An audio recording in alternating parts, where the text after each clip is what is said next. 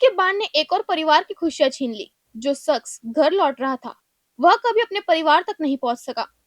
कई घंटों तक तलाश, परिजनों की गुहार, फिर प्रशासन हरकत में आया, लेकिन तब तक बहुत देर हो चुकी। सूरत में आई खाड़ी की बाढ़ ने एक और परिवार को गहरे सदमे में डाल दिया। बड़े वराछा निवासी अल्पेश देसाई की बाढ़ के तेज बहाव में जान चली गई। मिली जानकारी के अनुसार अल्पेश भाई मिशन रोड से अपने घर बड़े वराछा लौट रहे थे। इसी दौरान वालन क्षेत्र के पास खाड़ी के तेज बहाव में वह बह गए। इसके बाद परिवार और स्थानीय लोगों ने उनकी तलाश शुरू की। परिजनों का आरोप है कि शुरुआती समय में प्रशासन ने खोजबीन में पर्याप्त तत्परता नहीं दिखाई। उनका कहना है कि काफी प्रयासों और मदद की गुहार के बाद तथा राज्य सरकार के मंत्री प्रफुल्ल पानसेरिया से संपर्क करने पर प्रशासन सक्रिय हुआ और सर्च ऑपरेशन तेज किया गया। बाद में प्रशासन ने अल्पेश भाई को ढूंढ निकाला, लेकिन तब तक उनकी मौत हो चुकी थी। अल्पेश भाई बड़े वराछा स्थित शगुन हाइट्स में अपने परिवार के साथ रहते थे। उनकी मौत के बाद पूरे परिवार पर दुखों का पहाड़ टूट पड़ा है। परिवार का कहना है कि आर्थिक सहायता से उनकी भरपाई नहीं हो सकी। उनके शब्दों में सरकार 1 लाख दे या फिर 1 करोड़, हमारा अपना वापस नहीं आएगा। परिवार ने यह भी आरोप लगाया कि यदि समय पर प्रभावी कार्रवाई होती तो शायद परिणाम अलग हो सकता था। उन्होंने जिम्मेदार अधिकारियों के खिलाफ कार्रवाई की मांग की है। यह आरोप परिवार की ओर से लगाए गए हैं। परिजनों का कहना है कि यदि खाड़ी का पानी इस तरह नहीं भरता तो शायद यह हादसा भी नहीं होता। अल्पेश भाई परिवार के मुख्य सहारा थे और अब उनके जाने से परिवार गहरे संकट में है। सबसे मार्मिक दृश्य उस समय देखने को मिला जब उनका 6 साल का बेटा अपने पिता के बारे में पूछता रहा। परिवार के लिए यह समझाना बेहद कठिन है कि उसके पिता अब इस दुनिया में नहीं रहे। प्रशासन ने सर्च ऑपरेशन चलाकर अल्पेश भाई को बरामद किया। वही परिवार ने मांग की है कि पूरे मामले की जांच हो और यदि किसी स्तर पर लापरवाही पाई जाती है तो जिम्मेदार अधिकारियों के खिलाफ उचित कार्रवाई की जाए। प्रशासन की ओर से इस आरोप पर आधिकारिक प्रतिक्रिया सामने आना बाकी है। सूरत की यह घटना सिर्फ एक हादसा नहीं बल्कि कई सवाल भी छोड़ गई है। क्या आपदा के समय राहत और बचाव कार्यों को और तेज किया जा सकता था? क्या भविष्य में ऐसी घटनाओं को रोकने के लिए अतिरिक्त इंतजाम किए जाएंगे? इन सवालों के जवाब आने वाले दिनों में सामने आएंगे। दिवंगत अल्पेश भाई देसाई को हमारी विनम्र श्रद्धांजलि।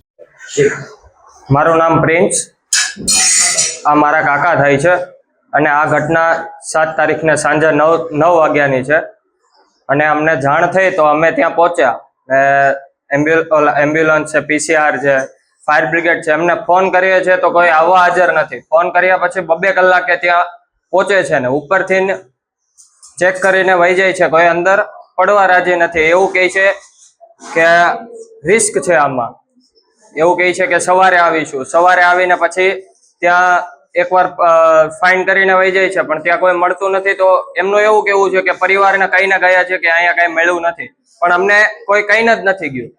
પછી અમે કોઈ મોટા મંત્રીનો સંપર્ક કરીએ ને મોટા માણસથી કેવડાવીએ છીએ ત્યારે તે લોકો હાજર થાય છે ને કામ તેનું આગળ વધારે છે। ત્યાં સુધી કોઈ જવાબ નથી આપતો અમને, તો એનું શું? હું સરકારને પાસે અપેક્ષા રાખું છું કે છેલ્લા 5 વર્ષથી આ સુરતમાં માનવ સર્જિત પૂર આવી રહ્યું છે। અધિકારીઓ ભ્રષ્ટાચાર, એક પણ ખાતું એવું બાકી નથી કે ભ્રષ્ટાચાર ન હોય। દરેક ખાતામાં ભ્રષ્ટાચાર। આ માનવ સર્જિત પૂર છે। દરેકના ઘરમાં, દુકાનોમાં, ધંધાના સ્થળોમાં, મશીનરીમાં પાણી ગરી જાય છે અને અબજો રૂપિયાની આ સુરતને નુકસાની છે। આ સુરતે દેશમાં ડંકો વગાડેલો છે, પરંતુ પૂરના બાબતમાં શું માનવ સર્જિત પૂર છે। આ કોઈ ઉપરવાસમાંથી પાણી આવે તો તમારી પાસે 5 વર્ષના પાણી બધાના ઘરમાં ગરી જાય છે। અનેક પરિવારોના માળા વિખાઈ જાય છે, અનેક પરિવારો રોડ ઉપર આવી જાય છે। અમે અનેક લાખો રૂપિયાની નુકસાની કરીને આત્મહત્યાઓ જેવી પ્રયાસો કરે છે। ત્યારે હું આ સરકાર પાસે વિનંતી કરું છું કે ઉપરવાસમાંથી વરસાદ આવે છે, કુદરતી હોનારત છે, આવા તમે સ્ટેટમેન્ટો આપી અને આ પ્રજાને ગુમરાહ કરી રહ્યા છો। તમારે ઉપરવાસમાંથી વરસાદ આવે છે, તમને ખબર છે કાકરાપાળ બાજુથી પાણી આવે છે, કામરેજ ગ્રામ્યમાંથી પાણી આવે છે, તો તમે કેમ ડાયવર્ટની સિસ્ટમ નથી કરી શકતા?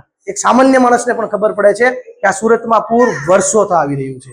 તો હું આ સરકાર પાસે એવી અપેક્ષા રાખું છું આવતા વર્ષે આ પૂર ન આવે અને અમારે કંઈક ને કંઈક કોર્ટના ધક્કા ખાય અને આ સરકારને અને ચેતવણી સમજો તો ચેતવણી, આ સરકારને નોટિસ સમજો તો નોટિસ, અને અમારા જેવા મિત્રો આ ગુજરાતના અને આ સુરતના મિત્રો જે દેશમાં ડંકો આ સુરત વગાડે છે, ત્યારે પ્લીઝ મહેરબાની કરું છું શ્રી મુખ્યમંત્રી ભૂપેન્દ્રભાઈ પટેલ અને હર્ષભાઈ પટેલ બંનેને કે આ તમે કાળો કેર વરસાવી રહ્યા છો સુરતમાં।